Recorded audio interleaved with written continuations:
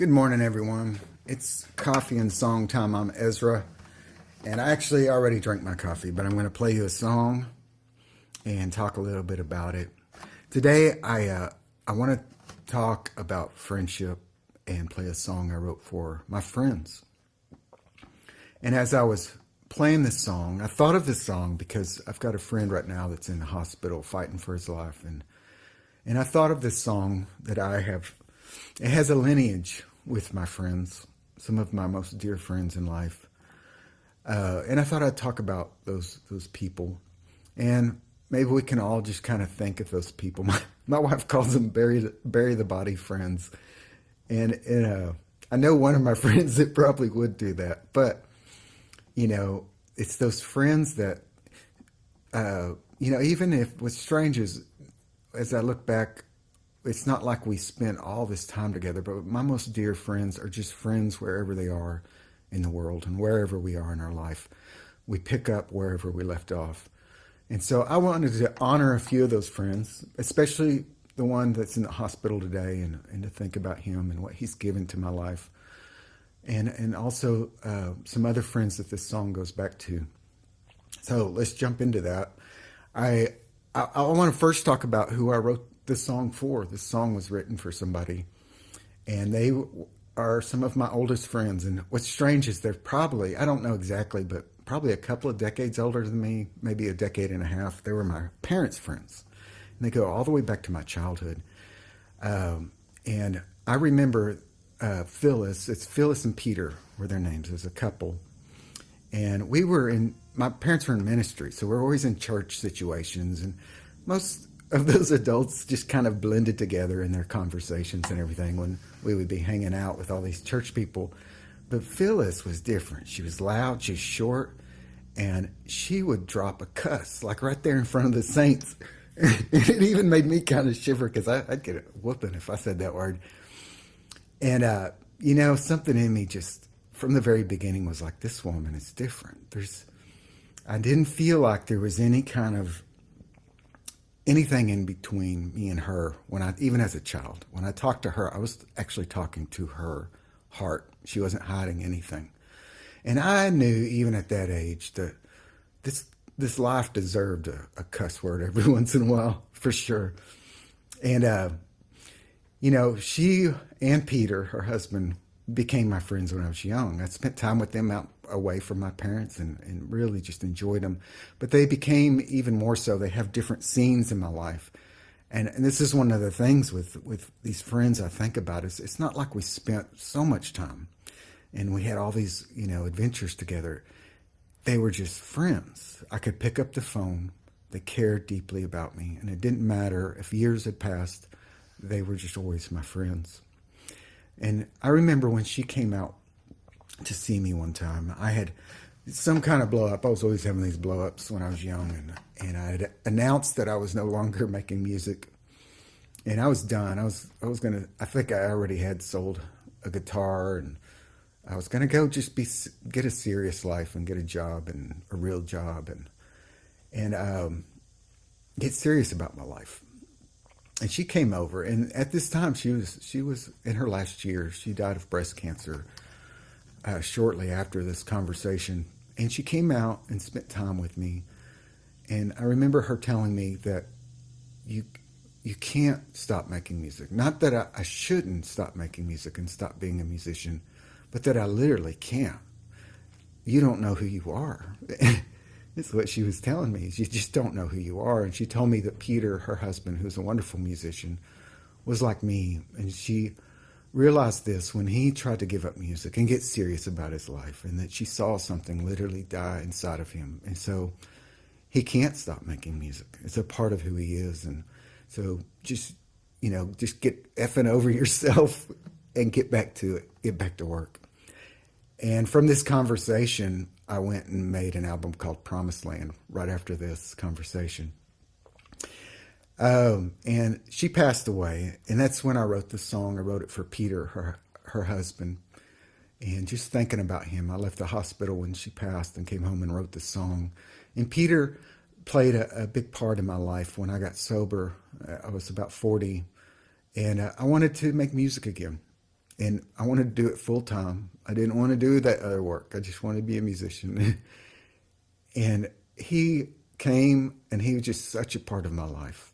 It was like anytime I was just about to throw in the towel, there would be a little bit of money from Peter, or a call, or an email, and just his message. And he would sign, it's almost like he would sign off every message: keep going, keep going.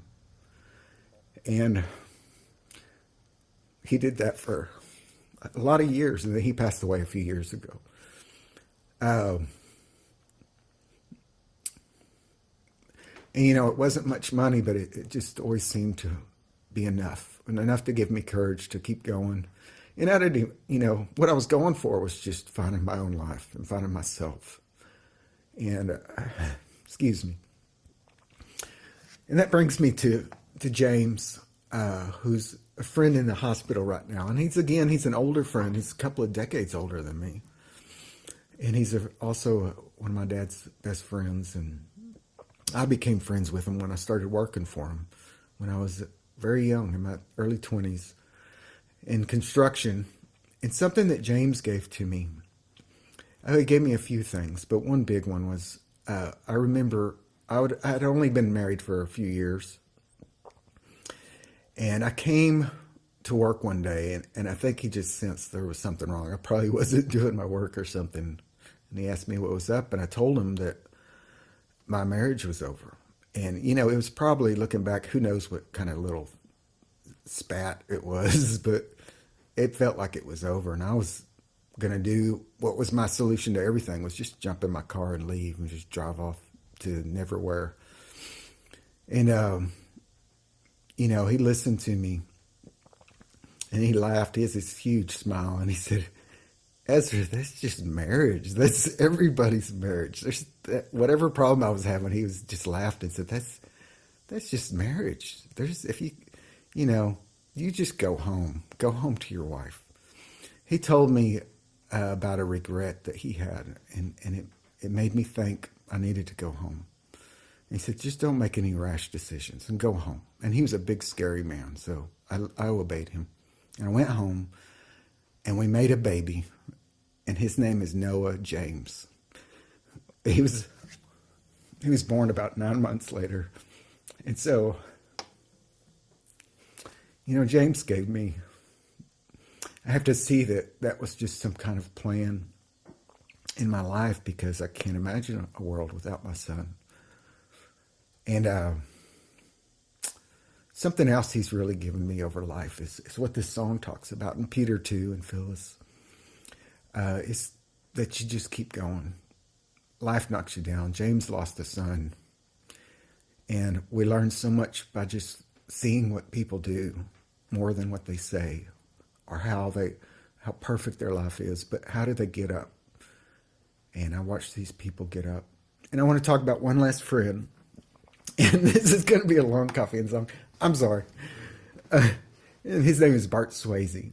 And he plays into this lineage of this song, because it's the last song I played with Bart. And Bart was my bass player from an early teenage band called Gypsy Tree. And then he played with me on Promised Land and Ezra Thomas years. And, he's the bury the body friend, like literally. I think of him as a gangster with a heart of gold. He taught me what friendship could look like, because we would fight. We had these huge fights in our life, but I knew at any time I could pick up the phone and call him. And this is how he was, is that if I said there was any trouble in my life, he would ask where I was, and you could hear the phone jostling, because he was walking to his truck, and he was going to meet me. And he didn't care where I was in the world. I mean, the guy would drive. If I was in Alaska, he would get in his truck. He would leave a wedding, leave his job, and just drive to where you are and pick you up. And he did this for me a few times. I found out later that he did this for other people. And it was just who he was, is that he was there, and he would drop everything. And, and as you get older, if you're younger, you might not realize it. And it's hard to realize these special people in your life they might not be who you think they are. And it might take some perspective to look back and go, wow, these people were real friends. I'm going to play a song called Paradise. Just a second here.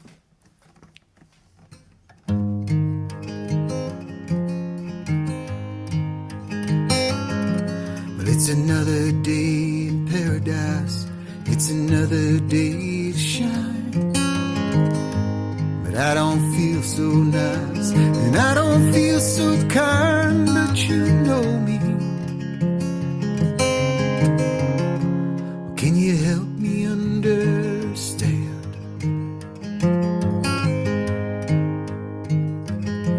Well, it's another day to shoot the breeze with some of my old friends. But all those memories, I don't wanna bring them up again. It gets me thinking of a better time.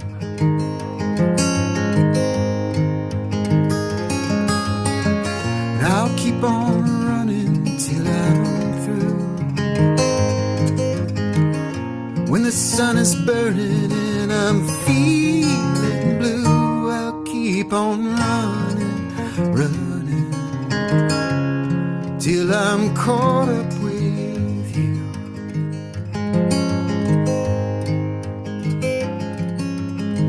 Someone needs to turn me over and get me out of bed, 'cause I could sleep 1,000 years and you might think I'm dead, but I'm dreaming. It's just a nice place to be.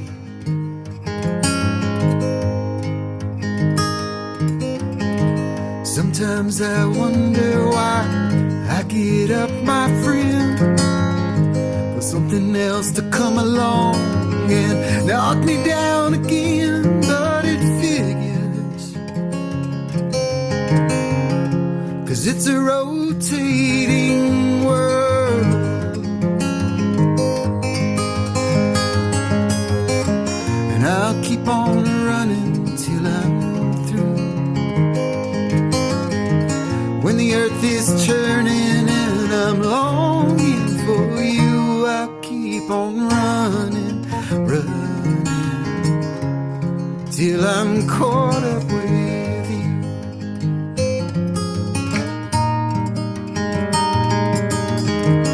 And if nothing comes about, in 20 years I'm all worn out, how can I give up on the truth? I'll keep on running, running till I'm through.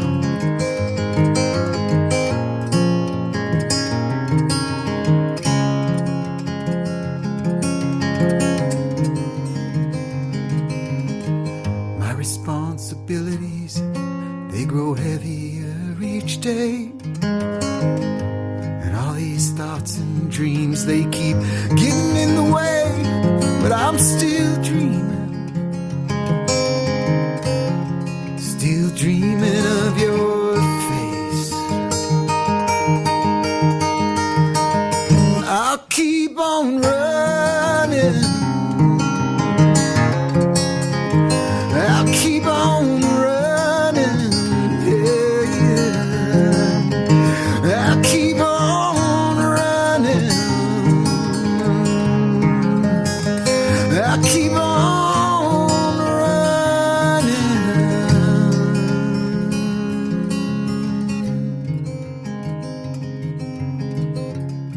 till I'm caught up with you.